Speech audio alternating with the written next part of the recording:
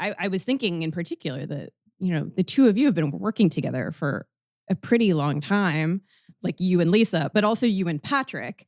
And also Patrick and I edit every single thing that either of us writes before anyone else sees it. So like these are things that we're thinking about but haven't had a chance. I don't know. I was thinking a little bit about the conversation we had on the podcast with Sam Adler-Bell about Janet Malcolm. And we were all just kind of riffing about like the journalist and the analyst. And we haven't really had a chance to talk about like the editor and it's just that. So yeah. Oh, that sounds great. Yeah. I'd really like to, I've been thinking, Patrick, a lot about this, especially, I feel I kind of reread all those pieces that we worked on recently. And I was, and I was like, God, this was such a productive way for both of us to channel our like early Trump insanity in a way, because at the time it all felt very like, and the pieces hold up very well, but at the time it just felt like, okay, like Patrick, here's something crazy that's happened. Like, obviously I'm going to ask Patrick to engage with it because he's so great at like thinking in real time. And also it's like, everything is so additive, right? There's like, maybe we'll get Borst here and like, it's just so much richer, but also like, but looking back at, whatever, at like 4 years removed or whatever it was, I was just like, God, we were really like, we were also kind of just trying to piece this together, even with like a relative amount of authority that like both of us brought to this, which is just like a very strange, alienating, but not at all unpleasurable experience to revisit. Yeah, I think about that fondly too. And I was reviewing some of that stuff earlier, and thinking about the impulse to like psychologize Trump, which I own, right? Or to read him as a social symptom, and that how that feels so exhausting now, even though I think it is still necessary, right? Or it's like there's nothing else to learn. But more broadly, the thing that I was thinking about too is I was looking through the wonderful essays that make up this delightful retrospective collection, is how there's, much as you and I were kind of like producing a space or like working through something together in a relation of like dialogic temporality and then addressing readers and getting feedback and stuff, but we were like mediating the flow of onrushing events, right? That there's something about so many of these wonderful n+1 essays that are so like trenchant and timely, but also and of course, I think a lot of them, they all stand the test of time, honestly, in the collection at least. But like that, there's something about producing just as a genre, as a mode, as a voice. I'm not sure how to articulate it, but it like produces a kind of temporal dilation, or it allows for some kind of reflection. Maybe because it's like long form, I guess, in so many cases, but that it flies in the face of, or at least seems really against the grain of just like the pace of events as they happen now. Right. Somehow it's even like axiomatically, I remember having conversations like, oh, things are going to accelerate. We need to take a pause a moment. Right. This is only getting faster. It's only getting stupider. It's only getting worse. And still somehow to be shocked by that, like a decade or whatever later, it's so grounding to read these texts and to know that you all are out there doing this work, because it really, it's so overwhelming otherwise. Can I just tag in here for a second and say that this is how I met you, Mark, was in your track changes of Patrick's n+1 essays. And I think I only met you in person like 3 years later. And I was like, who are you? And you were like, Abby. And I was like, I have no idea how to socialize with human beings. And I was like, oh no, I actually like really feel like I know you because I know your editorial voice. And I know the ways in which, you were seeing some of the same texts that I'd seen in like earlier forms. And yeah, there was like I don't think you can have like a palimpsest with a person, but it was like that kind of experience. Do you remember what your impression was? Were you like, I understand what type of guy this is? I feel like there's a lot of different kinds of editors. I don't have like a taxonomy of editors worked out. I was like, damn it, I wish I had something like that at the tip of my tongue. But I think, at the very bare minimum, there are editors that make you sound more like yourself, and there are editors that make you sound less like yourself. And I think I had this sense that Mark is one of those people that, looking at his track changes in Patrick's writing was both helping him sound more like himself, but also like that there was like a tempering Do you know what I mean? And I now that I'm hearing you talk about like the onrushing of events, there is a way in which you can't just, if you're doing the kind of work that you all do in the intellectual situation, that is a sort of shaping and framing that has in some ways a sort of calming diagnostic function, right? You're like, these smart people have made sense of this thing that is really just seems so formless and terrifying, or at least that's, has been the predominant affect of like the long 2016, right?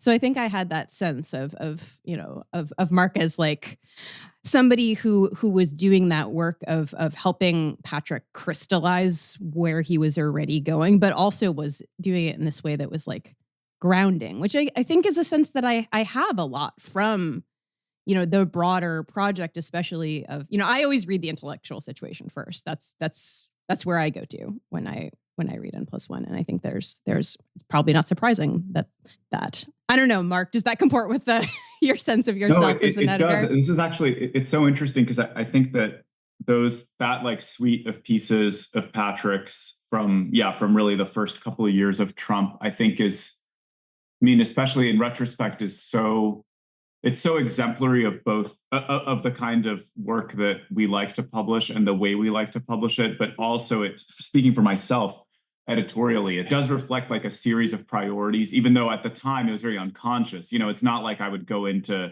open one of these docs and say, oh, I'm going to apply this sort of rubric or heuristic. It all felt very organic. But I think that, Abby, I should say also, I think I met I remember that there was like one of these had like a particularly incredible title. I don't remember which one. I do now. write Patrick's titles. She writes the title. And I was like, Patrick, this is incredible. And of course he was like, Abby came up with it.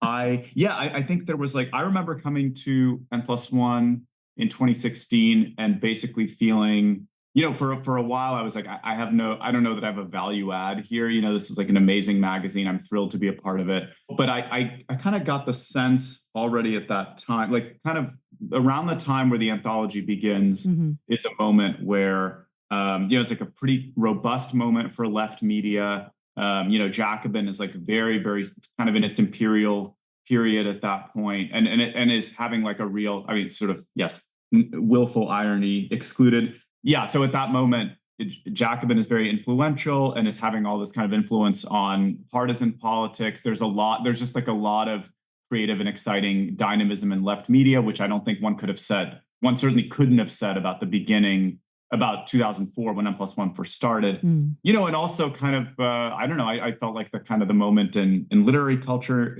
around sort of 2014, 2016 was sort of more dynamic and interesting than it probably was in the middle of the Bush period. And so then you kind of start to think, okay, well, again, it's not a super conscious thought, but you're like, well, what do we, how do we kind of distinguish ourselves? How do we make sure that what we're contributing is like fundamentally distinct? And I really thought pretty early on in my tenure that, weirdness was to some extent going to be one important criterion, and in fiction, certainly, where you just want to create more space for stranger and more unexpected voices, and just like to let those voices sort of like linger on the page for longer. Our short stories are very, very long sometimes.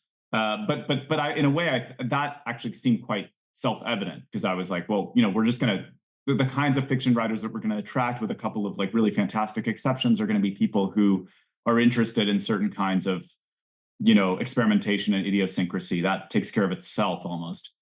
But with the nonfiction writing, that's where it gets really interesting, because, because how does it manifest? Well, I think one way it manifests is in writers who are willing to juxtapose a lot of different elements, right? Again, so Patrick will write about Trump, but then it will also be, psychoanalysis will also be at the core of his analysis, but also kind of literature will be present, and also memes will be present, right? And the internet is, of course, hugely present, but one kind of editorial challenge is to actually say, okay, well, how much internet can we tolerate? Like, we want to be we're writing for people who are all kind of reading the same thing, because that moment, I think that early moment of the Trump years was also, I'm not like totally sold on this thesis of this sort of, liberal the liberals were driven insane by Trump. I'm not convinced that is true, but I also, and we're not liberals, but I also think that it is the case that there was a moment when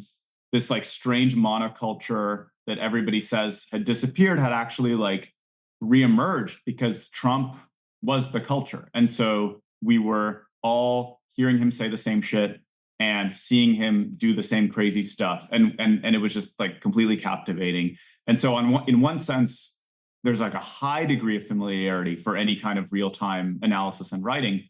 At the same time, one wants to say, okay, well, when we look back on this in 5 or 6 years on a podcast, will this make sense, right? And it's not to say, Patrick, that you weren't writing with that in mind, but I took one of my responsibilities, the kind of desire to sort of like even be a little more aggressive than I would have been, and to try to figure out what that balance is between like strangeness and voiciness and experimentation, and also this sense of like a kind of obligation to history and what it means to write in real time, but to be able to be read later. Obviously, like we were working on those pieces at a very, very fast turnaround all the time because we wanted to land in the moment.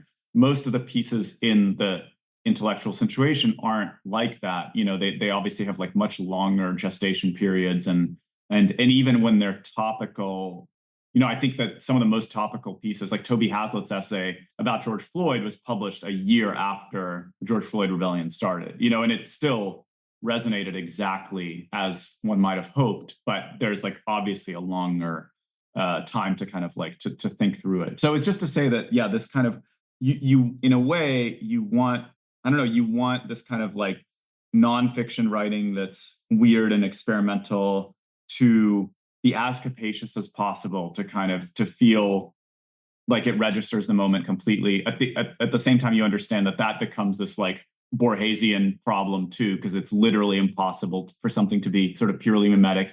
But that process of culling and of making distinctions and of carving out space, in some sense, that's the central challenge, I think. But fortunately, most writers that we work with, we're lucky enough that they all have like phenomenal instincts in that respect. It would be very unusual, I think, for us to tell a writer or to tell ourselves that this digression just sort of doesn't belong. Like most people really have a sense of balance, and then it just becomes up to us to try to to start playing with emphasis, I guess.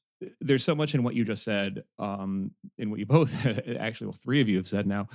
Well, here, let me take a step back for 1 second. I think I want to pitch to people who are in the audience who've never read anything in n+1, or who may just axiomatically associate n+1 with some sort of abstract sort of leftist highbrow sort of thing, and that they wouldn't be wrong in that sense. But also, I would encourage people to do a deep dive, and we'll have links to articles, and we'll recommend the book. But part of what I think you're describing and historicizing in this way is a writing that is reflecting on productively and sort of stepping outside, but also helping us chart a moment of, or a long period of weirdness, to be sure, but also I think of as you've suggested, kind of unmooring of expectations, a fracturing of sort of paradigms, a sense that other people have entirely separate world sort of narratives about what's going on. And this, I think, was sort of the Trump transition, to the extent to which he was like, here's this vulgar shit, it's in your face. Perhaps it was that, but also, and I think we all kind of share this analysis that the Trump phenomenon, both as a reaction formation, as a white rage or a white backlash or white lash or whatever you want to call it, was also in its way kind of a vicious bookend to the disappointments of the Obama administration. And I think this sort of sense of progress is not happening in the way that we wanted. There's this well, I'll use this phrase vulgarian, but this grotesque whose primary language is TV and showbiz is now the president, and all this sort of stuff is happening. It called for, well, it's a moment you could also call uncanny, right? Our contemporary moment was being sort of estranged and deranged. And in that sense, I think that there was something going on with the idea of, particularly in this kind of speed of the references and this fracturing of reference, that part of what you were describing and transition and then translates into what was going on in n+1 is this both a diversity of voices, but also a willingness to do to take up multiple objects and to precisely to do this work of juxtaposition, right? And a lot of it, I was remembering now too, like in some of the conversations that we've had, would take the form specifically of like playing with high-low sort of reference, moving between pop culture and high culture, or treating things that are like material objects or pop songs in a critical mode, but in ways that were, compatible with being limpidly beautiful writing, and that didn't, the way it's toggled back and forth between sort of descriptive and the reflective and intemporality seemed very appropriate to the moment. And in that sense, like, I want to make sure at some point we can just pick your brain about the Fast and Furious and trucks, because I remember you're talking to me about that and I being like, okay, this person I want to edit everything, because like they're, again, we went from like Carl Schmidt to the Fast and Furious, and Brotherhood, I think, was like the vector of the conversation. And I'd love for us to probe that. But also, fuck me for being so like glib about this, but like the master signifier I'm observing for like what we're talking about here, and like kind of the role of n+1, and it kind of glosses the editorial writer relationship too, but just like the function of like reflection in these times, is this idea of like tracking changes, or like changes that have to be tracked somehow. And I take this collection as like, it's an archive of people tracking changes as they're happening. I don't want to overwork this too much, but like also there are You're in layers dangerous of territory then. inscription there. And in a world in which like events happen so fast and arrive so differentially, like we can't clock everything, having stuff that is in this temporality and modality of reflection and with this plurality of voices is so needed.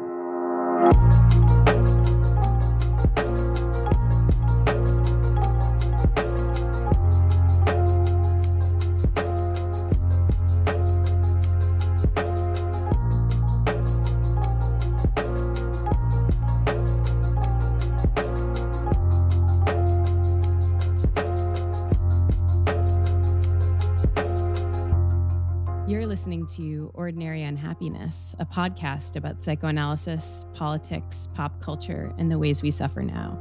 I'm Abby Kluchin. I'm Patrick Blanchfield. And today we are so delighted to have with us two of the editors of n+1, Lisa Borst and Mark Krotov. Lisa is a co-editor of n+1. Mark is co-editor and publisher of n+1 and the co-editor of The Intellectual Situation, which is just out from n+1 books as of just a couple, it's just now. Mark, Lisa, welcome. Thank you so much for joining us on the show. Thank you. Thanks for having us. So first of all, congratulations, 20 years of n+1. And as longtime readers and in Patrick's case, contributors, we are really excited to celebrate 20 years of the magazine and the publication of the new volume, which just arrived for us. God, it was one of those USPS just started forwarding my mail randomly. And so it was like one of those, like, will the letter actually arrive at its destination? And then like I finally got the hard copy and I was like, here it is. It's beautiful. We just had a really good mail problem, which is that instead of getting, maybe in addition to getting 50 copies of Rich Beck's book, Homeland, about the, like cultural impact of the war on terror, we also got 50 copies of The Diary of Anne Frank, which I feel like maybe there's an opportunity here to do some sort of giveaway galley promotion type of thing. Is there a new edition, or is this like the Scholastic one? No, it's like a mid-90s. It's a mid-90s hardcover. Yeah, the full text. The random Penguin Random House warehouse just made this beautiful mistake. And now, if anybody wants a copy of the Diary of Anne Frank, just come to the office. Presumably, they were on their way to like a 6th grade classroom somewhere and got a little lost. So a lot of, I imagine a lot of people who are listening to us talk right now are already n+1 readers. But I was hoping the two of you could tell us a little bit, could go back in time, 20 years, and tell us a little bit about the origin story, how n+1 came into being, how it got its name, and also a little bit, going back to Patrick's tracking changes, a little bit about how it has changed over these past 20 years. Sure. Yeah, n+1 was founded, 20 years ago in 2004 by a group of writer-editors who, I think felt kind of exhausted by and enraged by both the kind of the situation in politics and literature at that moment. And obviously, the political frustrations are very obvious. 2004, this is shortly before George W. Bush's reelection, a year after the Iraq War, and a year not only after the start of the Iraq War, but a year after watching, the major kind of American intellectual institutions, journalistic institutions, support that war with very, very little hesitation. I think that, I was in high school at the time and knew very, very little about anything. And still, it seemed clear to me that just as like a kid who read the internet, that something was very wrong. And I already experienced this sort of level of alienation just from my childhood bedroom. And so, but obviously the writer editors are kind of, half a generation older, were already to some extent, they were already publishing their work. They were, adjacent to these institutions in one way or another. And so seeing up close just how cynical and wrong-headed and, in many cases, evil, the kind of leading avatars of American intellectual life were behaving. And so that was a reason on its own to start something. But also they were very mad about McSweeney's, not merely McSweeney's, of course. Now, now it like seems so silly that you would just like get so riled up by child narrators. Yeah, by child narrators. That you would start a literary magazine, but it's not a bad reason to do so. But yeah, there was a great reason. It is a great motivator. It's a great reason. Yeah, in many ways, maybe it's the ultimate reason. Maybe the Iraq War stuff is so marginal. But this is this moment of like, I think there are a number of novels that come out around this time and kind of just like, there's just like a lot of infantilization in the culture, right? And if you're tracking that, if on one hand you have infantilization in the culture, and then on the other hand you have a bunch of adults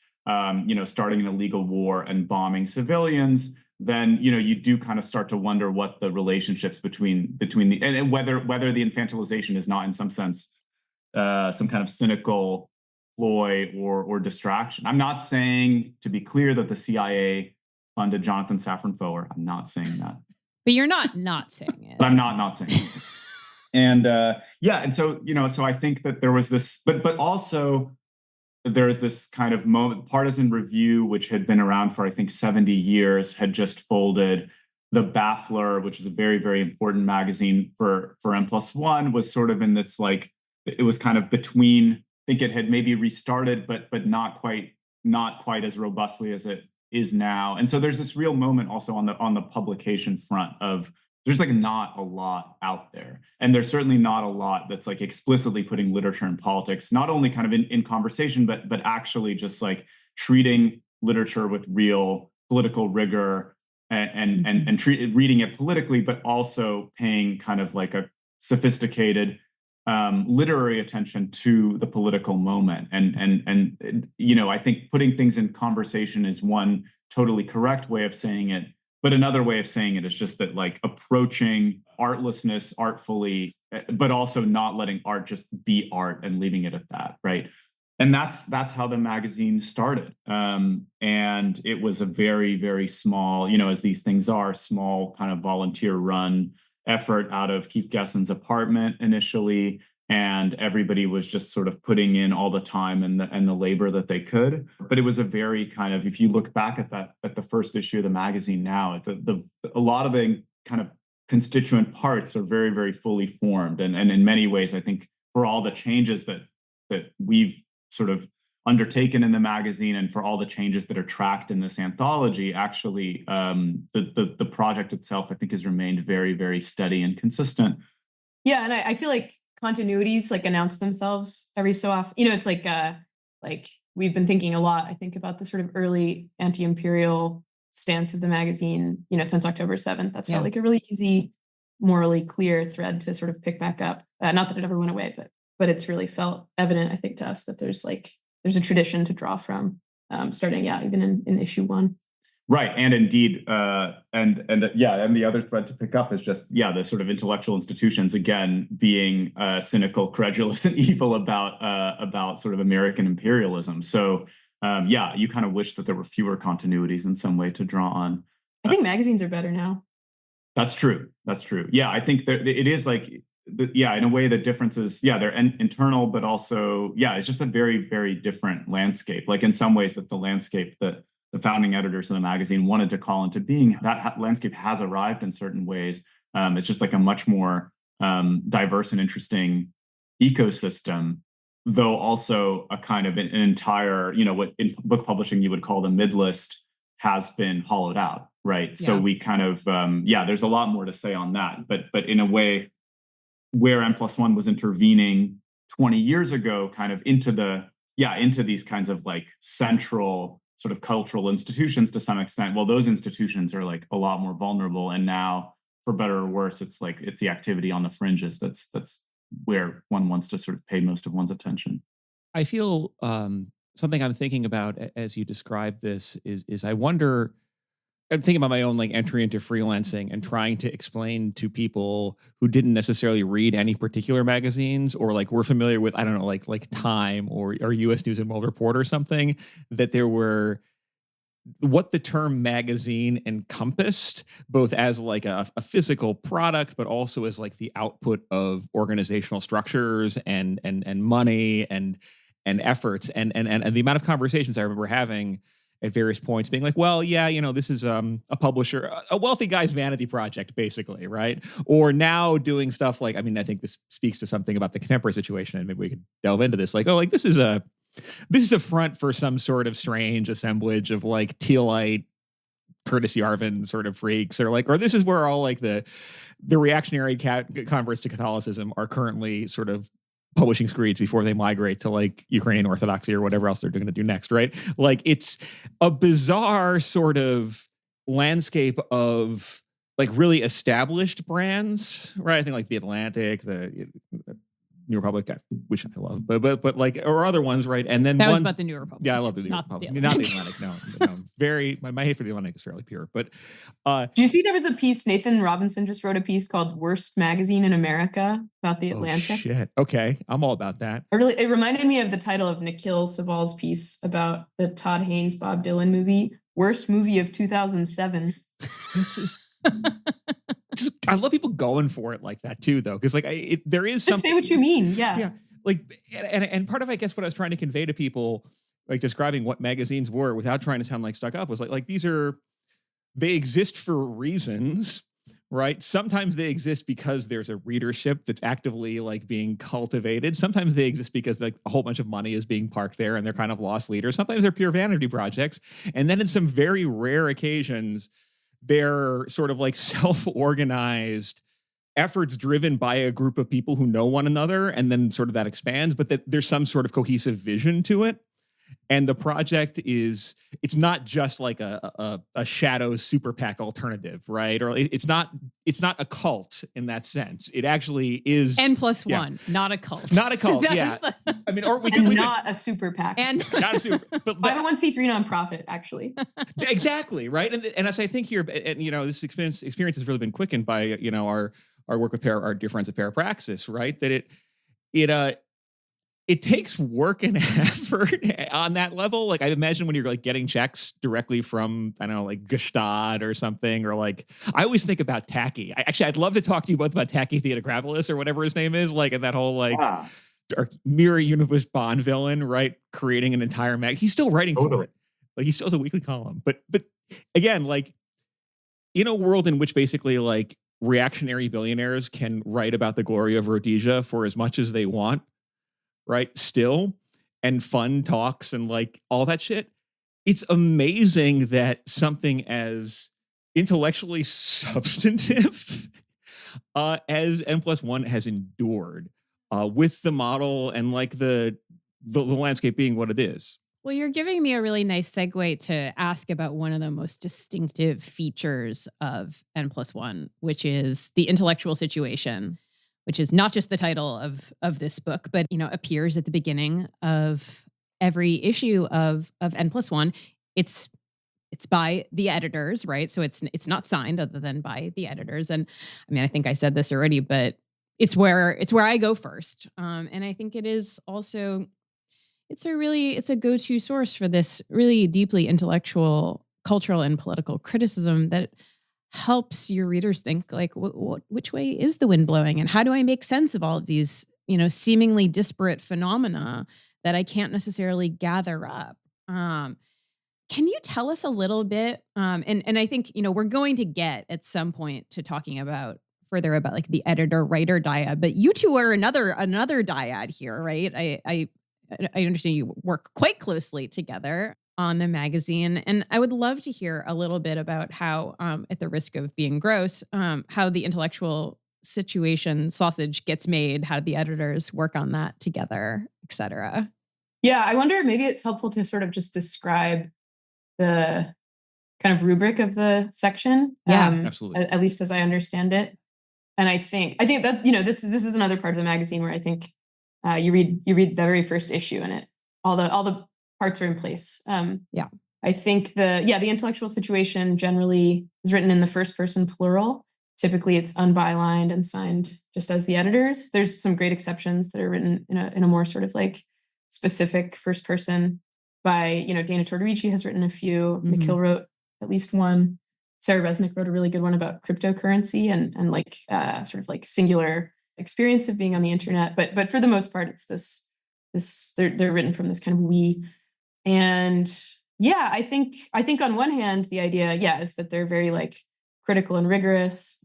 But at the same time, I think, you know, to write a short sort of diagnosis of a particular cultural crisis or something allows you to be kind of left-handed or roaming, or pull from really multiple sources. Often you can sort of tell that, you know, in the moment when a particular intellectual situation was being written, one editor or another was just like very hung up on, you know, Trotsky, or was like reading a lot of Kafka or whatever. You know, you can see these kind of preoccupations announce themselves somewhat, wouldn't say randomly, but the sense of preoccupation, I think, is evident. Yeah. In a way that maybe wouldn't be as true in a different type of essay. We wrote one together. To me, that was like the great writing experience of my life, actually. Same. And it's in the anthology. And it's about, this is like our sort of attempt at a kind of like broad-minded aesthetic criticism of everything. It's called Why Is Everything So Ugly? Yeah, it's to a me, wonderful this is like piece. a great it was a fun excuse to really try to synthesize like 20 years of, I guess at that point 18 years of intellectual situation style, and to be just like as like bombastic and broad as possible. Yeah, and I think part of what I love about n+1 as a whole, but especially about the intellectual situation, is that there is like this, there's an underlying self-seriousness that would be very, very boring to simply lean into, but that is very, very fun to explode in various ways. And the intellectual situation section provides this like full automatic template for its own self-explosion, because that first person plural is such a ludicrous thing. You know, in fact, like our intellectual life is full of presumptuousness, in our political life too. And, you know, it's like we constantly have, you know, politicians and commentators speaking on our behalfs in all kinds of just ludicrous, vulgar ways. But what we try to do is like, I guess, formally, superficially similar, but actually, I think much more, hopefully, the opposite, where we try to sort of interrogate that first person plural even as it's being unfolded. And so in this piece, in Why Is Everything So Ugly, which again has plenty of precedent in the magazine, you know, just like our first person plural, you know, walks into a vape shop. Our first person plural, you know, ends up at the end of the piece in urgent care. They get a boo-boo. Yeah, they get, yeah, we get a boo-boo. And then, you know, I think it's very, very funny to, you know, to sort of like, to posit that the collective we, you know, literary American, Anglo-American, worldwide, or so on, is reading, you know, whatever, is reading Bourdieu right at that moment. Like, factually, it's probably not true, but there's just like there's all these gambits that are at once, you know, kind of authentic to the experience of the writer, but that also have a certain amount of just like humorous presumption that it's just fun to poke holes in and engage in at the same time. And, you know, we take this section very seriously. We want it to, you know, we really wanted to answer some questions that we're thinking about. And, you know, it's not that there are things that we can say unsigned that we can't say as ourselves. And indeed, you know, that when Why Is Everything So Ugly was published in the magazine, it was unsigned, but it's signed in the book, and that feels totally fine and natural. It's like art coming out. Exactly. Yeah, this is it. Yeah, this is it. But at the same time, I realized I'd read it before, and I Right, like right. and I was like, oh right, this is the Josh, yeah. Yeah, no, there it is, right across the street. Uh, but yeah, but there's something exciting about just occupying this voice and having the space to really roam around, to not feel like one has to kind of rigorously hit points in the way that one is expected to not have a nut graph per se, to not Yeah. have like a section break where one expects it, and to really just let the ideas kind of like accumulate and sort of interact however seems natural at that time. And then hopefully every one of these is just going to feel really, really different from the other two. Yeah, and to just like trust that your reader is probably that you're speaking to a phenomenon that's shared enough that your reader like can kind of pick up what you're putting down pretty quickly. Mhm. I think, yeah, our sort of like presupposition in this piece that many things don't look very good right now actually required very little accounting for, because I think the idea was that everyone would be like, oh yeah, I have a really, really ugly, building in my neighborhood that is, occupied by rich people, or I just saw like a hideously lit movie or something. It did in fact seem that many people knew what we were talking Yeah. about. Yeah, no, I mean, it was immediately recognizable that I do remember actually reading that piece for the first time and being like, I don't know what this building is, but I can picture it.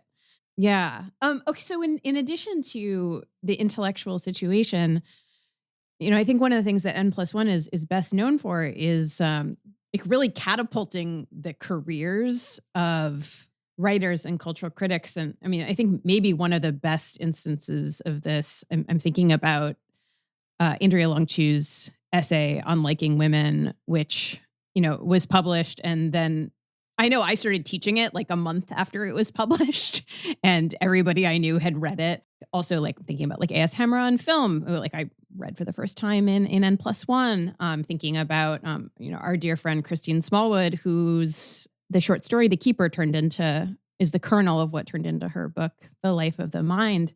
In the intellectual situation, you're helping us make sense of things, but there's also like a tastemaker quality to n+1. And I want to ask you a question, not to put you on the spot as like, can you tell us everything about like the state of cultural criticism at this particular point, but just to kind of bat around some ideas with us as people who are in that place of both making sense of things, but also doing this kind of taste-making, trend casting. We're obviously on Ordinary Unhappiness. We're interested in psychoanalysis, where we work with Parapraxis magazine. One of the questions that we field the most often, and which I'd love to just kind of bat around with the two of you, is about the recent resurgence of psychoanalytic criticism. This sort of Freud is everywhere, Freud is back. Did Freud ever leave? But, we've gotten this recent spate of, everywhere from the Times to whatever. It's like, oh, he's back. He's back. And I'm really curious to hear about your thoughts about, as people who have been doing this tracking of changes, to lean heavily on Patrick's earlier metaphor, how you've seen that sort of resurgence of psychoanalytic writing, whether in terms of the fiction or nonfiction that you both publish and that you read yourselves. Yeah, I mean, I think I can only take the most sort of tentative stab at an answer, and I'd really be curious what you guys think, actually, and because you're as much in this as we are, if not more so in many ways. Yeah, I almost wonder if it's less about Freud and more about a corpus and a kind of body of thought and reference that one can really kind of lean on, draw on, and to think about. And the reason I say that is because we just like, if you're trying to do cultural criticism now, every profit motive, every sort of professional opportunity, everything easy points you toward the direction of vapidity, abstraction, flatness, repetition, and unoriginality. Like, it just simply is. And that's not to say Tell me that how you really feel, Mark. Yeah, sorry. That's not to, there's like plenty of interesting, like, that's not to exclude all kinds of like weirdo, exciting TikTok freaks that I encounter, when people send me stuff. Like, I think there's like, it's not to say that there's just like, we're in like a period of total dormancy, but I absolutely do think that like the main sort of like paying, compensating cultural institutions in American life, whether it's like big newspapers or TV studios or streamers, are not, which of course are not directly engaging in criticism, but in some sense they are, because the content that they're creating is ultimately kind of highly, if not overly, responsive to the moment in these ways where you're like, did you make a TV show or did you like write a blog that has some pictures attached to it? I just think that there's like there's not a lot of reward for not only for erudition, but for any kind of for bodies of knowledge, full stop. And I think that like, and to the extent that there are rewards, it just feels to me that like people are, it's like very exciting when people kind of like, when there's like some kind of skin deep engagement with some kind of like hidden history or some kind of intellectual tradition, and there's not much reward for more. But of course, there are serious writers and serious thinkers produced all the time, and people are going to be self-motivated to a large extent, even when the culture is not fully motivating them. And so I think that like, and that Freud, like Marx, and like so many others, offers this kind of, like a rigor to the freelancer, right? Because we're not really actually necessarily talking about people who are like fully kind of embedded in institutions. We're actually thinking, a lot of the people that we work with are writers who are trying to figure stuff out on their own or in small communities or alongside us. And it just is, it's exciting to be part of a tradition. And I think it feels so counter to the kind of like flattening tendency that expects critics to, I'm thinking of certain film critics that will be unnamed, who write for publications that will be unnamed, that, you read them and you're like, it's not even like that you were born yesterday. It's actually, if you were born yesterday, then maybe there'd be some novelty or some useful sense of estrangement that you'd bring to the thing. But you're just like, it's just like full, just like total repetition compulsion in the most kind of uninteresting way, where you feel like it's some kind of like double debasement of like Leonard Maltin movie guides from the 90s. And that's what's rewarded, that's what people get paid to do. But if you don't want to do that, and a lot of people don't, and they just kind of inherently, even without sort of necessarily knowing the shape of their aversion, they kind of instinctually know that that's not what they want to engage in, then there's going to be, there's going to be like a series of kind of intellectual opportunities that are available. I'm sure that that's like so superficial as a kind of answer, but I do think that like part of what people want is just to be reading stuff that's been read and thought about for a long time. I suspect also that like I think that's all extremely true. And I think probably another like partial factor has to do with, various like academic crises and the sort of like closing off of like academic work as one avenue for people who want to think.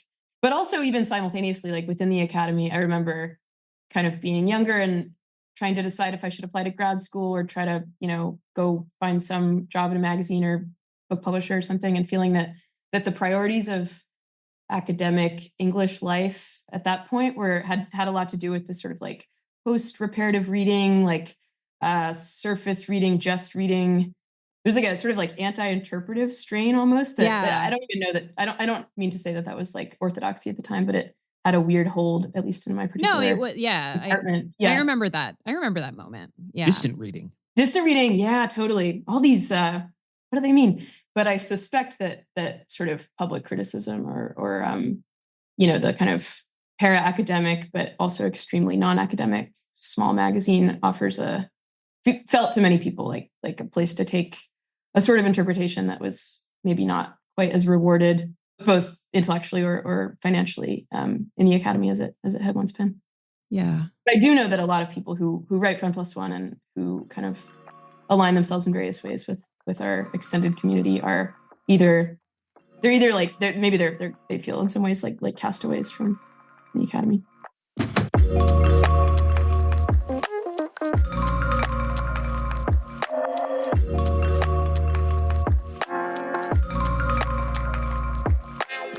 I think there's so much here, and I want to kind of pull together some of the threads of Lisa, you were talking about, and I remember this moment so clearly, the distant reading thing when I was like, what?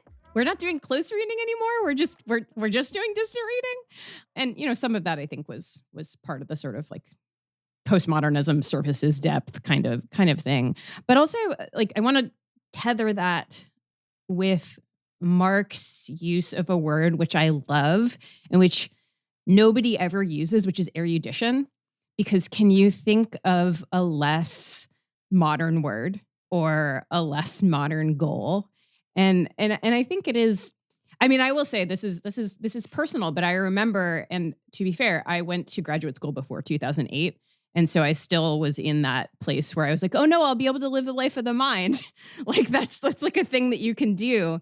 And my whole purpose for going to graduate school was to become an erudite human being, which is a ridiculous thing to say in 2024. And it was a ridiculous thing to say in 2004. But I also stand by it. And I think that it's one of the reasons that we like the work that n+1 has been doing for 20 years. It's the same sort of value that, and I will say also personally, when we started the Brooklyn Institute for Social Research 12 years ago, n+1 editors were some of the people that were like, this is how you start in a New York institution. And we were able to talk to the folks at Parapraxis and be like, hey, n+1 said these really helpful things to us. So I do think this is a goal that you see shared by some of these institutions. And it's not surprising that psychoanalytic criticism is now a big part of that project, because it's not just, obviously there's intellectual trends. We had to do something after we all stopped doing deconstruction. And so there was the return to Marx. And then, of course, unsurprisingly, after the return to Marx, we get the return to Freud, because that's the 20th century intellectual project that no one ever solved, which is like, how do you marry these two? But I do think, to return to where we opened, Mark talking about you and Patrick working together to process the political events of 2016, 2017, 2018, et cetera, there is this way in which the time we live in calls out for a master thinker of the irrational. And that's what we have in Freud. And then we have all of these, people who follow him, who are criticizing his approach, but still fundamentally inheriting that idea that it makes sense to think about not understanding people rather than understanding people as the sort of basic relationship of human beings. I kind of want to go both materialist and like a little like libidinal economist with this, and just think about like both the related and, like probably synergistic in bad ways problems of like individual tolerance for abiding with uncertainty or leaning into uncertainty or processing, something that makes you think twice or uncanny, like vibes in general, and the material institutional tolerance for producing something that is not necessarily immediately legible as a quick, listicle style, like here's a digestible thing. Here's an event that just happened. Here's what happened. Here's what you need to know, right? This kind of like, rather than like putting you You're thinking about that one time you wrote for Upworthy, aren't you? It was fine. It was a good experience. It was fun. Yeah, it was fun. Look, I got to say that they paid really fast. They paid fast. Yeah, they didn't pay much, but they paid. And that actually gets to the second thing, which ties us into what the other thing we're talking about, right? Is like one thing I think the past 20 years have revealed, and I don't want to, part of what we try and do on the podcast is not let the material like trump the psychic, or like we try and do these things like to toggle between them simultaneously, right? But I do think there's something complicated that happened in terms of both like shifts in intellectual fashion, right? I think here about, and like the afterlives of certain intellectual traditions. Like I think about all the people, both my own graduate school experience, but also people, I know this applies to some of the people who were at n+1's like inception, like Yale School, sort of like afterglow, or people who were doing a certain type of close reading and are invested in not necessarily like Paul Demand style stuff, but like thinking about canonicity and the ways in which like texts are formed and sort of deformed on their own terms, right? In this very sort of elegant way. But then also the other fashions that have already come up in the podcast here too, like the incredibly loud and extremely cloying like fashion of like self-disclosure, like personal essay style stuff, like it just that does feel like a type of CIA op. I'm not saying it actually was a CIA op, but like maybe we could think about this for 1 second. This also bears on the question of like psychoanalysis, right? Because as Abby has said, psychoanalysis is an anti-modern practice, right? It requires taking time without a clear output. Like you're going to spend 50 minutes and maybe you like to think you walk out feeling better, but it may also produce something that you wake up at night and feel bad about, right? Like there's also like and it's so central to it. It's like this notion of an unconscious that doesn't know time in other ways too. Like so it puts a strange relationship to time in general, right? The other thing that happened during this period, in addition to shifts in intellectual trends, right, or intellectual fashions and their related sort of disappointments, right? I mean, like realizing, you're not going to get, like at some point I was like, not only do I not want a job in comparative literature, they don't exist. But then also in a convergent way, encountering things that were producing like strikingly similar conditions of like precaritization, right, and gig work and underpay, like in the freelancer gig economy, right? And realizing that actually part of encountering on Twitter and elsewhere, but also like in real life and the way people were citing one another or turning to sources or just pontificating, right? Being like, I'm at Vox and here's how I can explain this thing that, like I can pass judgment on the existence of like, I don't know, like black feminism or prison abolitionism. Here's what you need to know based upon like if there's like an evil LexisNexis version of Wikipedia that I just spent 15 minutes working through, like that's what they subscribe to, right? Like it's like that level of like shallowness and like faux depth erudition, right? It produced this kind of situation where they were striking what you might call, to use an analytic phrase, like narcissisms of small difference between academics and other types of and journalists, yeah, right? Sure. Between people working in like what you might call knowledge production economies, right? Or at least economies that were all about producing knowledge in the mode of takes. And just that's not to say nothing, but that's not like the timeline that psychoanalysis operates on. Like generally, I think lots of good writing requires time. Like you can't become an expert in a thing just by like being a breezy asshole about it, right? Or like you need ongoing relationships with editors to build things, and those things that come from that maybe takes on the world that are not easily digestible, that will make people feel a little bit uncomfortable about what they thought they knew or what they're getting elsewhere. And, it's a perverse boon of the precarity in some ways that perhaps people who no longer have any fucks to give or felt morally impelled to work from what security they had could now engage in that type of thinking. But it definitely seems to be one of those points where shifts in both the like economic structures and these institutions of knowledge production and gatekeeping are relating dynamically to shifts in intellectual trends, but also very literally to how people can feed themselves or think about the consumption of knowledge or the production thereof too. There's so much to say there, but something that I kind of kept thinking about as you were talking is really just this question of certainty. And this is to go, let's start with your pieces. Like I think you and I and others at the magazine and many others in our orbit and other orbits, we were certain, we felt a great deal of certainty that no matter how much political and intellectual consistency there was between Donald Trump and the right-wing project, no matter how true it was that he lost the popular vote and thus did not really like numerically represent some kind of radical break, no matter how contingent his, like the famous, if Hillary Clinton had gone to Wisconsin, right, you wouldn't have written those pieces, right? No matter how much contingency there was about the situation, I think we recognized that in Trump, there was this like radical aberration on the level of culture, right? On the level of sort of media. And that one didn't have to be a kind of like conservative, small c conservative, old fogey to say, it's fucked up to say what he is saying out loud, not because one should be repressed, but because there are certain kind of, I remember the thing that I wrote, small thing that I wrote for the website after Trump was elected was, the thing that I was really fixated on, and I think justifiably was imagining how, imagining an immigrant kid like myself sitting in a classroom, except, this kid is like Central American, let's say, sitting in a classroom with the knowledge that this kid and all the other kids in their class have heard on TV the stuff that Donald Trump has said, because it's impossible not to hear it, right? And what is that kind of, again, we have plenty of instances throughout recent and not recent American history of authoritarianism, of repression, of hateful speech, right?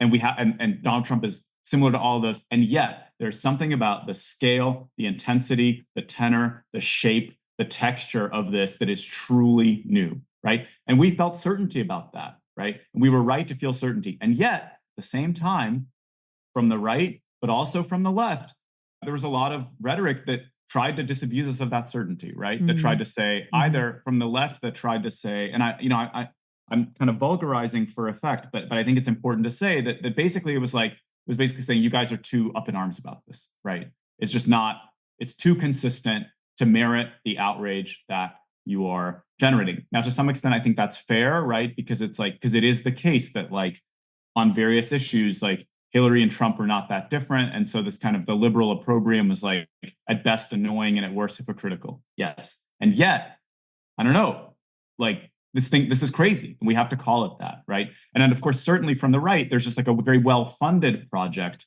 to sort of assimilate in real time, to normalize in real time, and to just make this thing, to use the transgressiveness of Trump to kind of use it as material in service of a kind of institutionalization of the thing, right?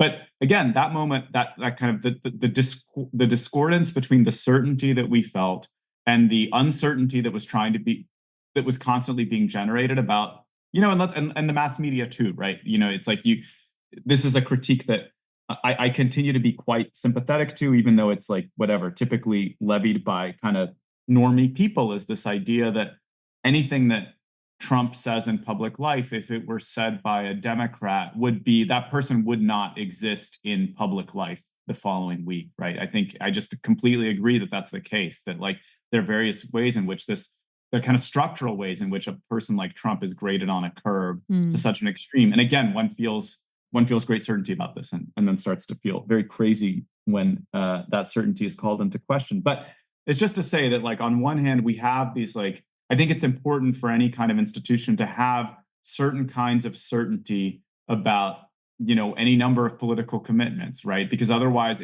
because the business of uncertainty can become this sort of this other kind of intellectual force that we've seen emerge over the past few years, but that's of course never been fully dormant, which is this kind of small L liberal interrogation of whatever, of somehow of always leftist beliefs, right? It's never, they're never kind of second guessing the right wing stuff, but it's always let's let's have this kind of bien pensant conversation about sort of anti-trans stuff. Is it really that bad? And so there's this militarized uncertainty machine that's being directed at us and our peers and our friends and various vulnerable communities. And so one wants to kind of fight against that. At the same time, one wants to create all kinds of interesting space for uncertainty that exist within all of us, right? And that we want to give voice to. And that kind of first person project that you were talking about, Patrick, is to some extent also is designed to occlude, right? Because a lot of, obviously we publish a lot of first person writing. We're very interested in it. Mm-hmm. But when we talk about the kind of memoir industrial complex, I think that one of the things we're talking about is an absence of journey, between the beginning and the end, right? It's not only are lessons not learned, or not only are the lessons so kind of cliched and stylized as to be not non-lessons at all. We're just there's not that sort of first person does not do what you want the first person to do, is just to really kind of ask itself serious questions, right? So we publish a lot of stuff that superficially is quite similar. It's memoir. It's kind of creative nonfiction, to use a term I don't really like. But ultimately, I think we're in a very different business, because our goal is not to kind of manufacture that kind of sort of self-certainty, but really to create space for discomfort and that then we can hopefully, help the writer out of or through or avoid, avoid what we really want to avoid is a kind of discomfort that then makes its way all the way to publication, and suddenly that writer is besieged, which happens a lot with the most kind of certainty voiced kinds of first person writing, right? Somebody will write something and they're like, my polycule is a great, whatever model for society. And also I like killed my cat and I love that. And I'm so certain about it. I have no hesitation. And suddenly like everyone is up in arms and the writer is really in a very, very vulnerable position. That's a kind of thing that we want to avoid too. Right? And so the more that we can kind of think through it together in the process of editing, the way that we can kind of like locate, like what's the most vulnerable thing, what's too vulnerable to actually put on the page, what's the relationship between certainty and uncertainty here, that feels like kind of very like a constituent part of the project.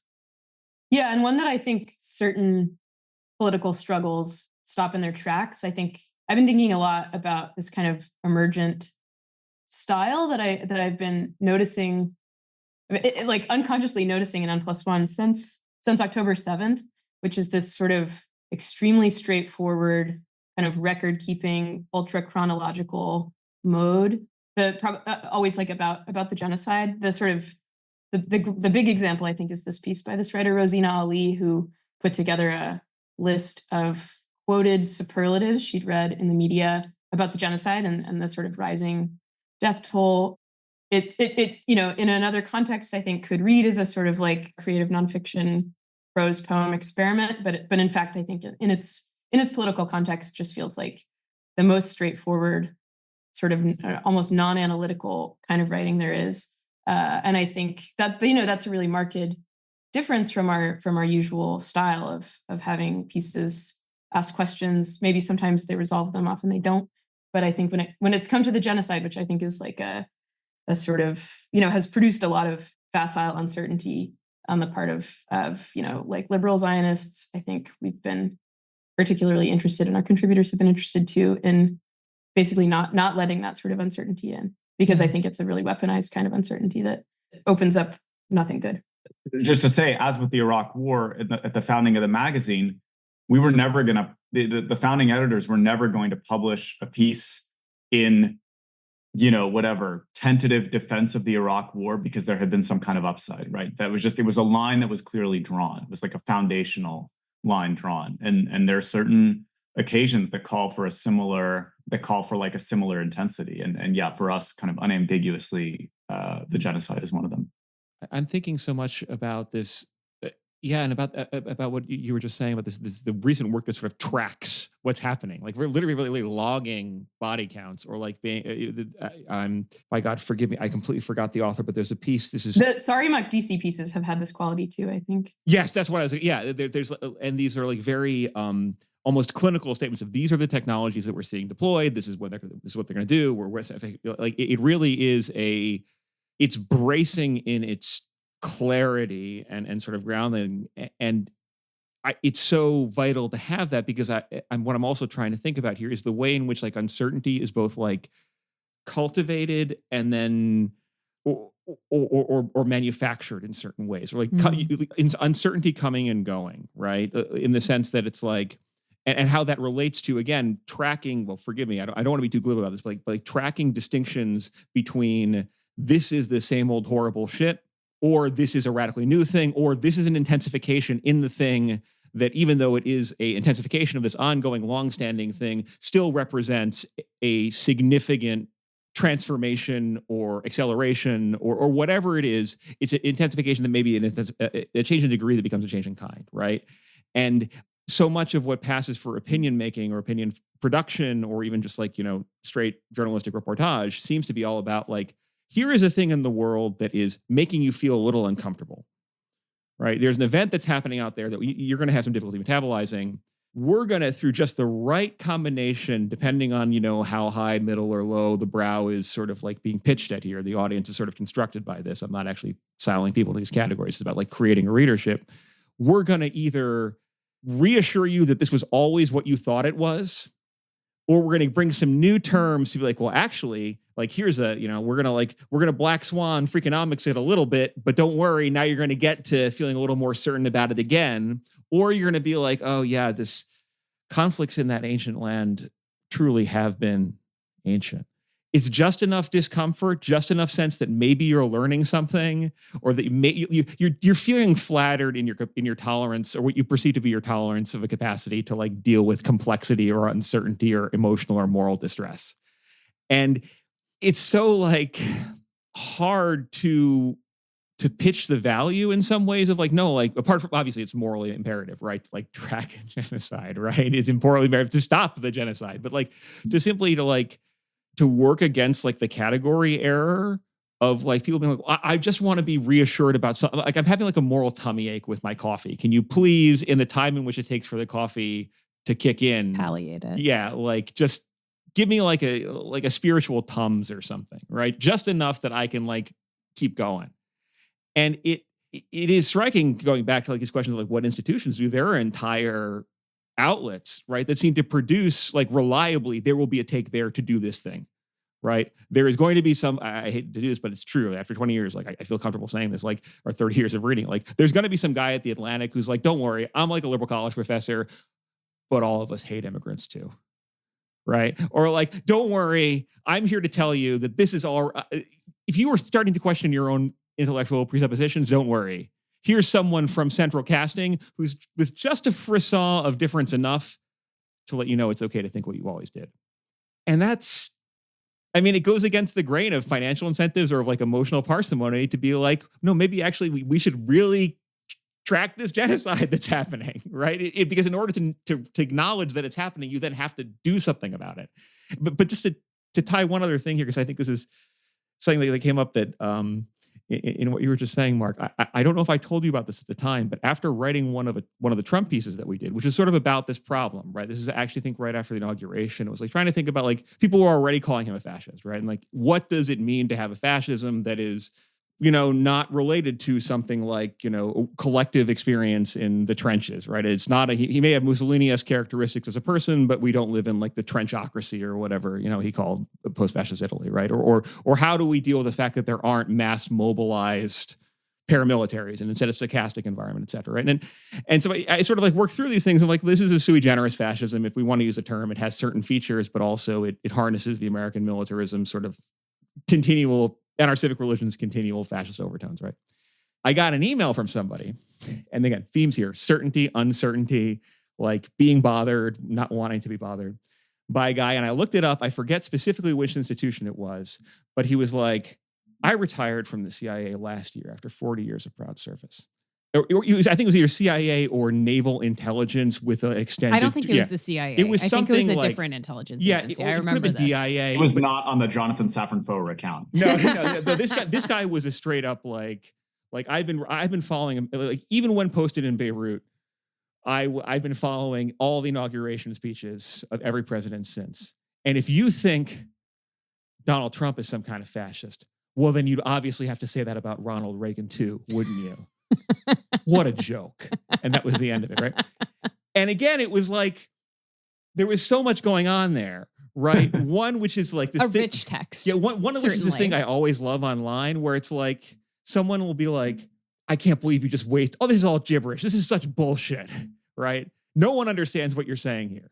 Where it's like, well, no, clearly you understood it enough, or something in it was bothersome enough to you that you felt an impulsion, like a need to go out publicly and be like, I have no idea what you were talking about, in this kind of way that protests too much, right? And I'm like, why do people do that? It feels very like reflexively symptomatic.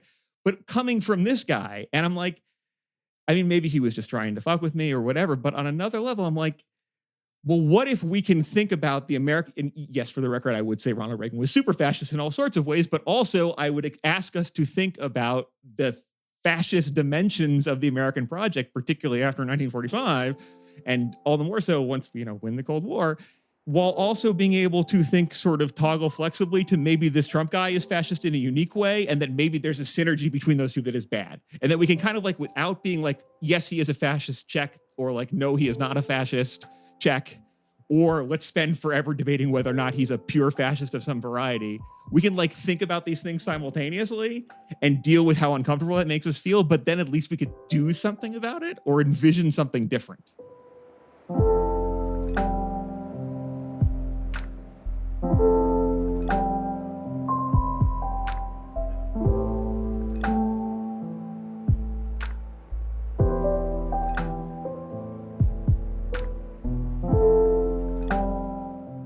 We talk a lot on Ordinary Unhappiness about dyads, about the things that can happen between two people in a room. And, we're usually thinking about analyst and analysand, or therapist and patient. Well, I guess because we're both teachers, we're often thinking about like professor and student too. But for both of us who spend a lot of our time writing and editing, including editing each other, the writer-editor dyad, I think it probably looms larger for the two of us than for a lot of people who are thinking about dyads in the psychoanalytic context. And so I really wanted to make sure, since we have the two of you together, who work so closely together and who are both editors, about that writer-editor relationship, which I think, and I don't think this is like a radical or controversial position. I think it's really unsung or undersung, the role of the editor, and that writer-editor relationship can be, it's not only just important, but it's really intimate, right? It's really personal. I wasn't being facetious when I was saying that I felt like I got to know you a little bit in your track changes. I'm thinking about somebody in grad school who told me that who you are in track changes shows who you really are. And he was like, and you're a monster. But I've become much nicer in track changes since then. But I wanted to get a chance to talk with you about how you understand that, really intimate dyadic relationship, to talk to us a little bit about your work as editors and how you understand or imagine your relationships with your writers. I would start by saying that I think as an editor, one has to conceive of themselves both as in a dyad with a given writer, but also as sort of also maybe in a dyad with the institution. At the same time that you're working one-on-one with a contributor, you're also, you're slotting that piece into an issue of the magazine. And I don't know. I've been thinking a lot about my friends in book publishing and about the kind of like multiple skill sets that being a book editor requires, and Mark has worked as a book editor, so maybe he's better positioned to speak about it. But you have to be like good at the line level and helpful at drawing somebody's ideas out, and do the classic like work of boosterism and making someone feel good and heard and invited to keep trying. But you also have to have a certain amount of like business savvy and an eye for the market.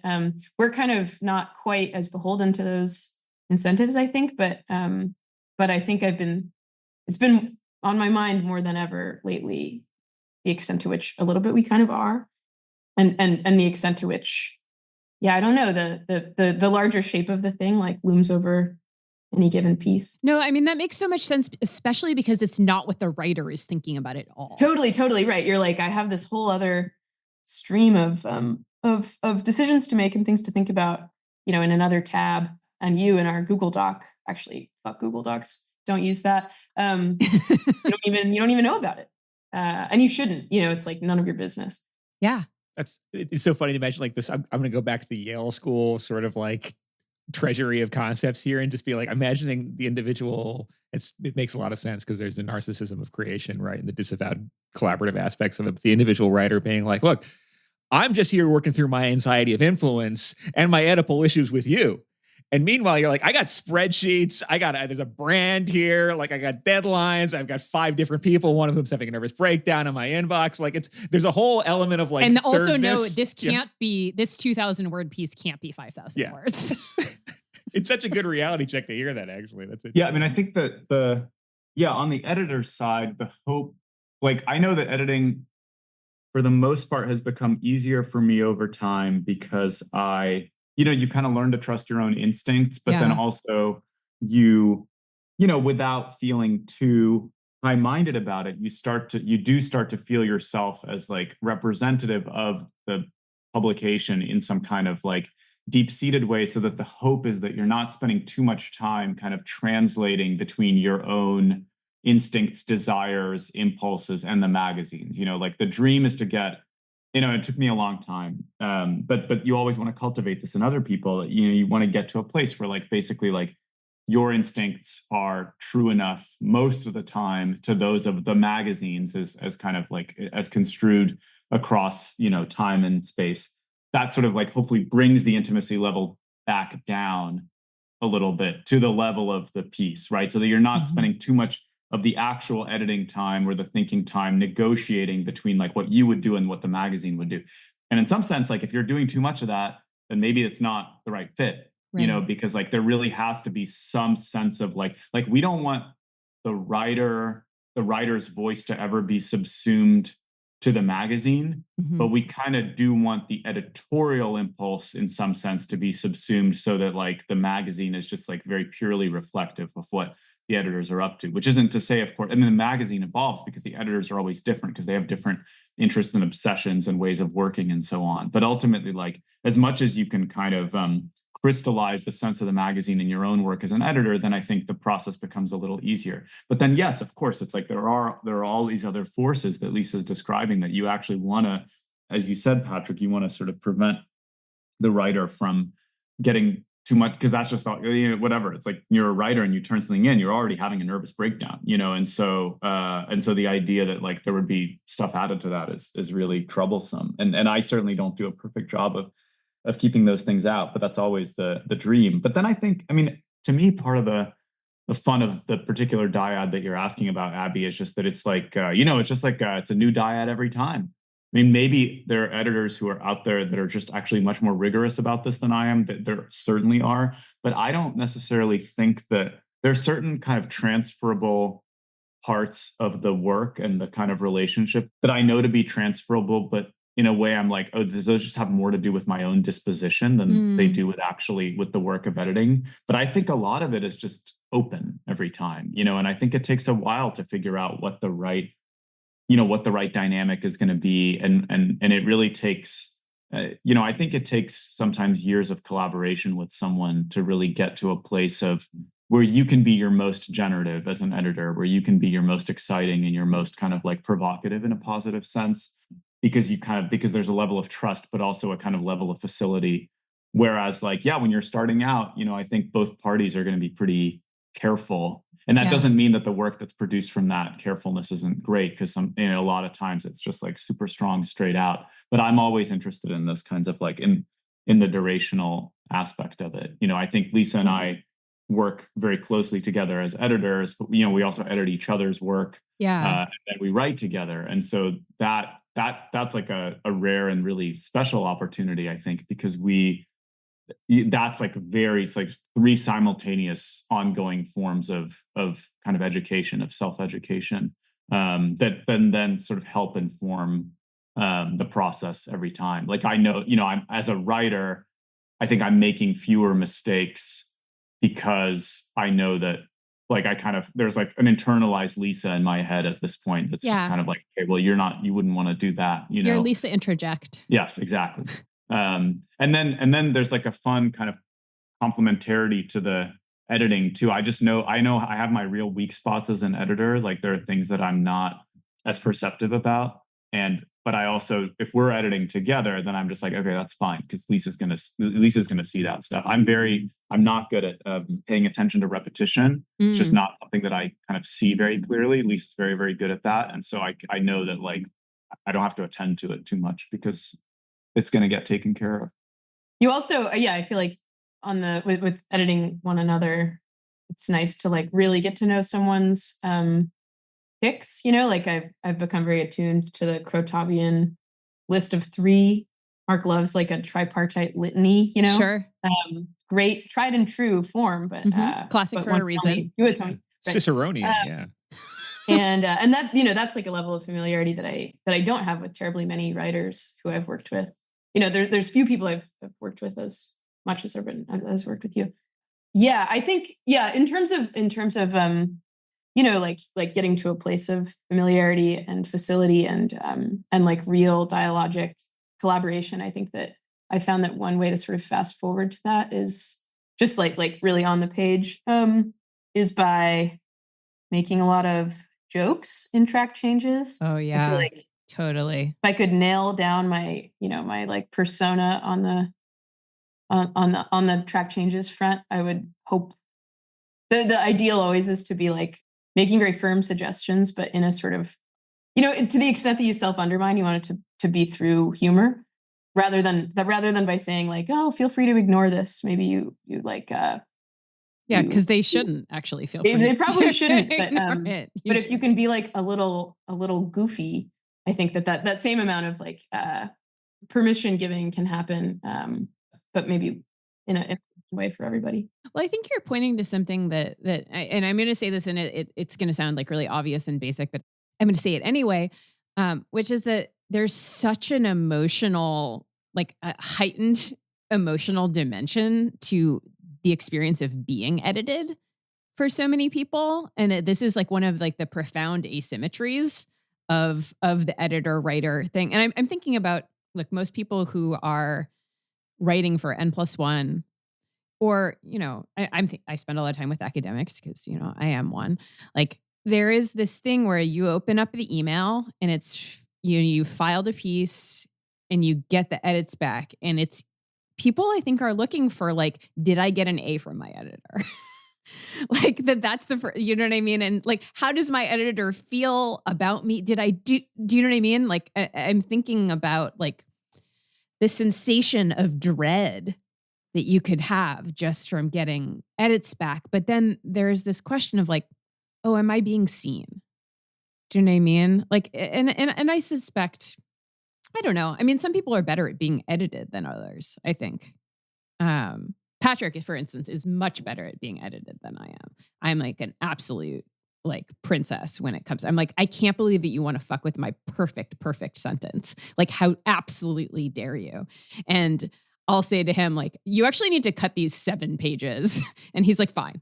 You know what I mean? It's like we've worked through some of this. So it's not quite as hyperbolic as I'm making it sound at this point. My dissertation work on the loss of children has made me very comfortable with killing my own darlings. I'll just say that. Yeah, well, you also, I mean, you write a fucking lot. You're wordy. I don't mean that in a bad way. I just mean like you're like, I'm going to sit down and write 10 pages. I have so many progeny. Sometimes you just got to put them in like a Cadillac and push them into a lake, and that's okay.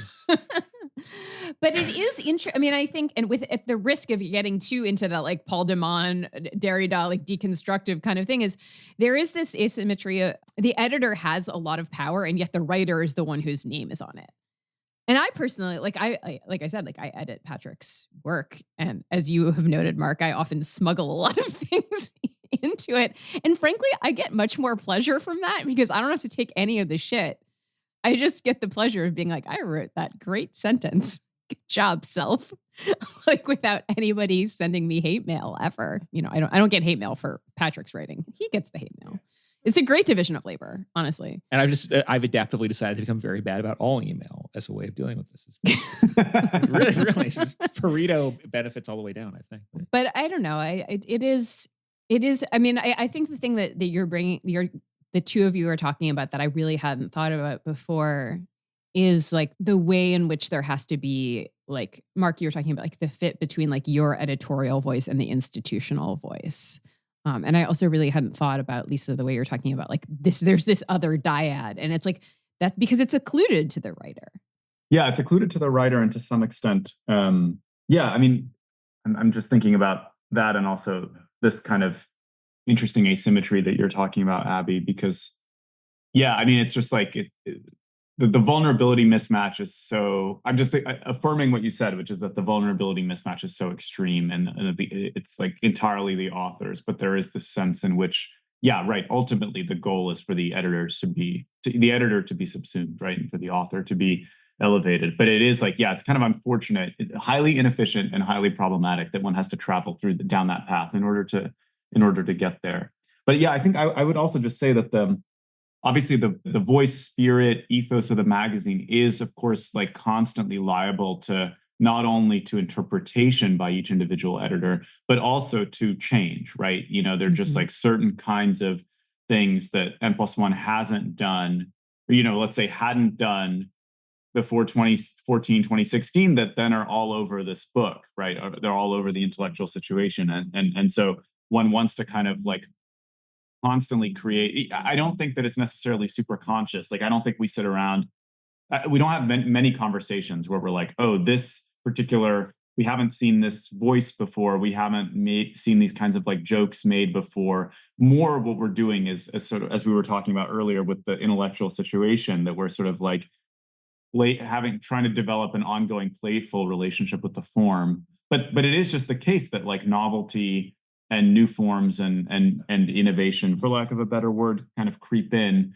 And so, yeah, so none of it is fixed, right? And so it's like it's that much more complicated because the editor simultaneously has to kind of like really take the ethos and history of the thing seriously, while also being able to say, well, how much can I actually push it here? You know, and the answer is we want it to be pushed a lot. It's just that also it is the case that just as we have like lots of affirmative, you know, kind of visions about where the thing can go, we also have a lot of pet peeves, frustrations, annoyances, grievances, or whatever that we want to avoid too, right? And some of those are vocalized and highly specific, and some of them are much more personal and subjective, and only come out in the conversation between editors about a specific piece. I'm thinking about this bit in pretty early Freud. It's in the interpretation of dreams, where he's like, he gets really frustrated, but then is sort of like, okay, this is like a psychoanalytic principle going forward, which is like, you can know what's wrong with somebody, but just telling them that will not fix it. It feels to me that there are some strong analogs here in the editor to writer situation, like not in the like, hey, stop writing in triplets over and over and over, although I love your triplets, Mark. I'm not saying just, you know, maybe you can't have them in every sentence, but there is a way in which, like, as an editor, you can't just say this has to be different and intervene at the level of, or maybe they hear it 10 years later. I mean, it does feel like there can be this, I've been using the word intimate, but also like just really powerful and often kind of like oracular thing where it's like something can land from one editor that would never land from a different, I don't know.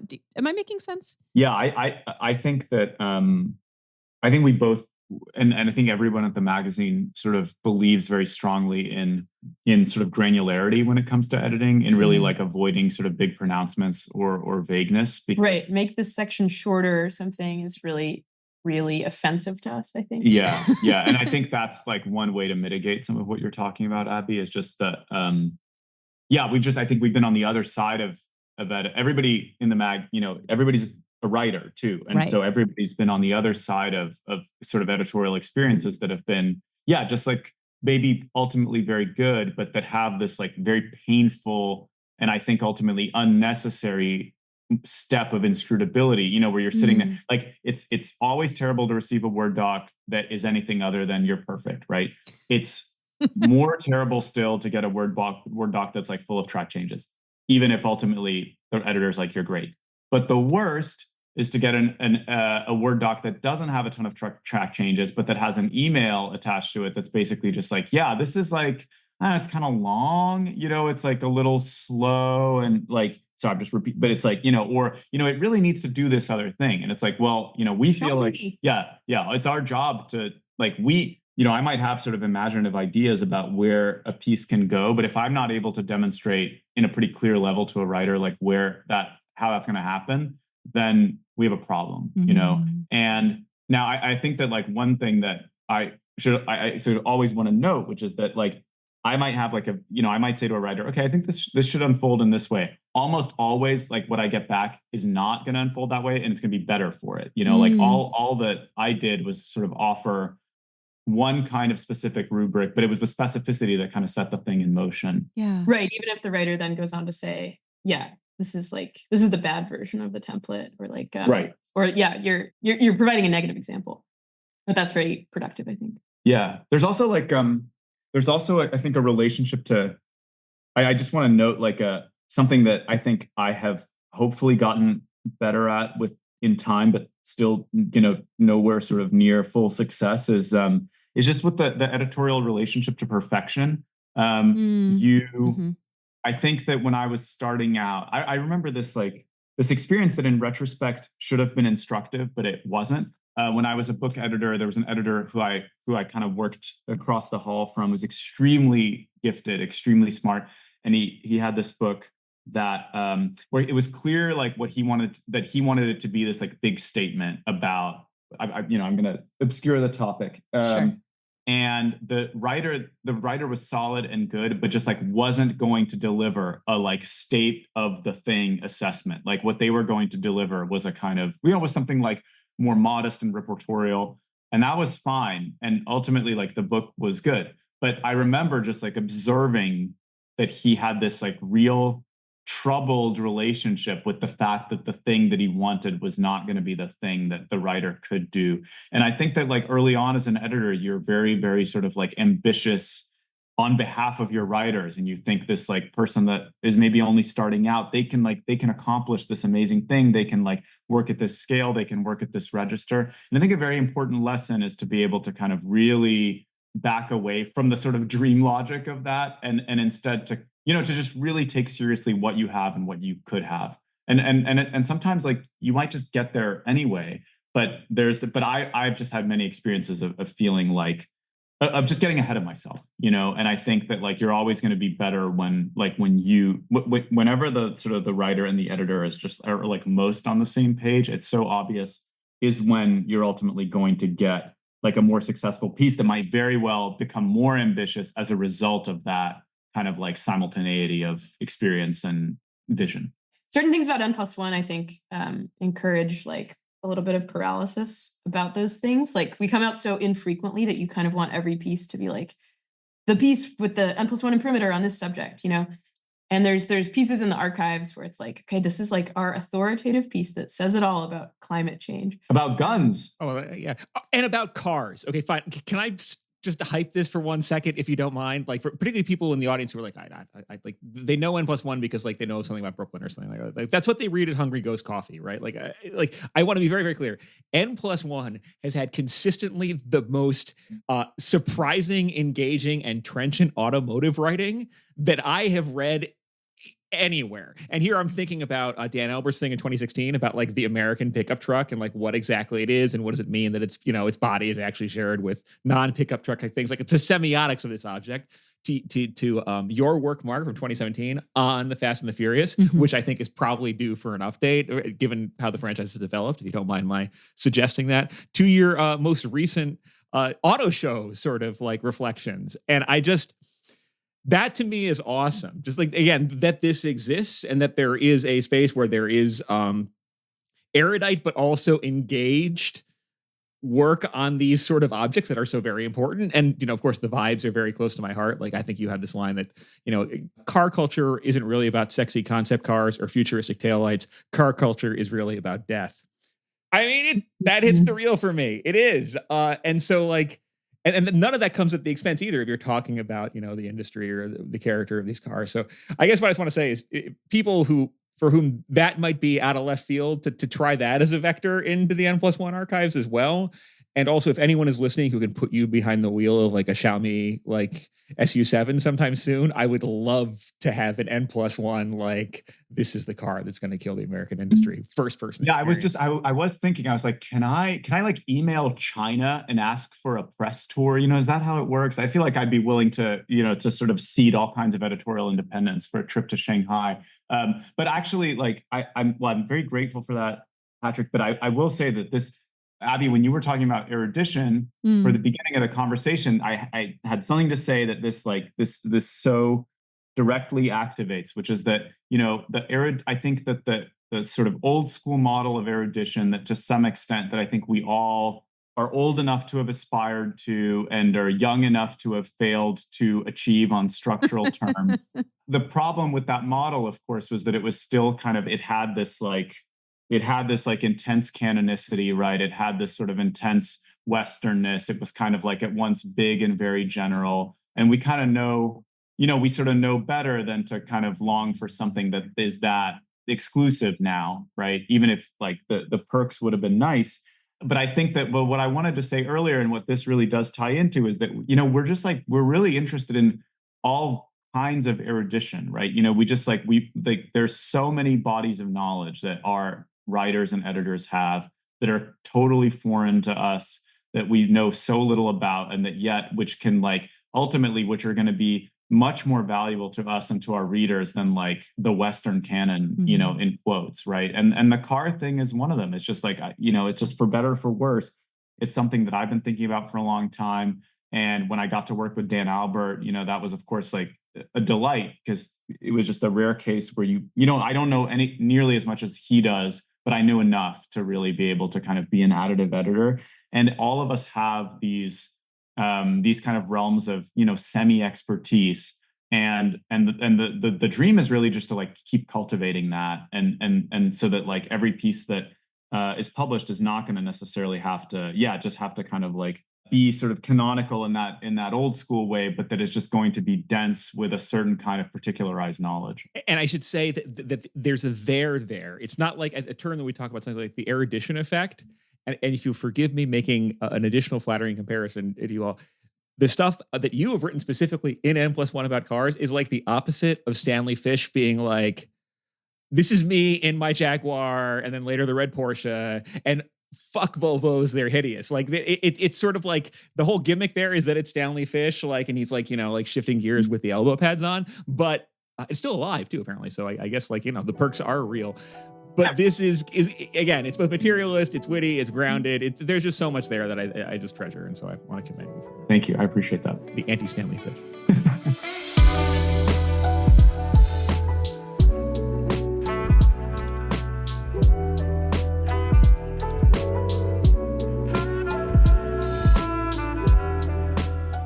It's been such a pleasure to talk with you both. Can you tell our listeners how they can get their hands on the book? If there are upcoming n+1 events, book launch, anything like that? Book as usual, you know, controlled chaos. So there's going to be a lot more events than we currently have scheduled, but we're trying to figure stuff out. October 8th, actually, we're going to have a panel at the Center for Architecture in the Village in New York. That's sort of based on our Why is Everything So Ugly piece that kind of just is going to extrapolate and elaborate. We're going to have Blair McClendon, Dushka Petrovich, and Mariana Mogalevich talking about ugliness with us, and maybe beauty as well. We'll see. Beauty's a lot more fraught, it turns out. Beauty's very fraught, yeah. So maybe we'll just avoid it altogether. Just ugliness and the sublime. Go for Jolly Lead. But then we'll have a launch for the new issue, and then book stuff coming up. It'll all be listed on our website at n+1mag.com. And that's also where you can pick up a copy of the book on our online shop, and also in hopefully in fine bookstores near you. It's, you know, USPS permitting, making its way out there with every passing day. Amazing. Well, I will put all of that in the show notes. Thank you so much. It's been such a pleasure. Just delightful. Yeah, you guys are great. Yeah, it was a really fun conversation. Really, really fun.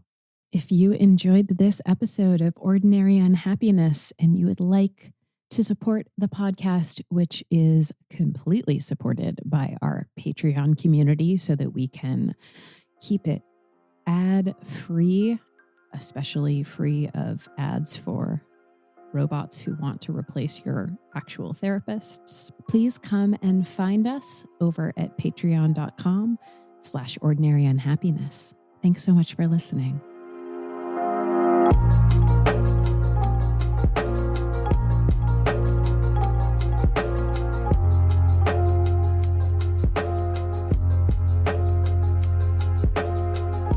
This has been an episode of Ordinary Unhappiness, a podcast about psychoanalysis, politics, pop culture, and the ways we suffer now.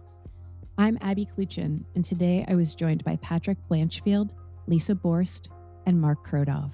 This podcast is produced by Dan Yowell. Theme music by Formal Chicken.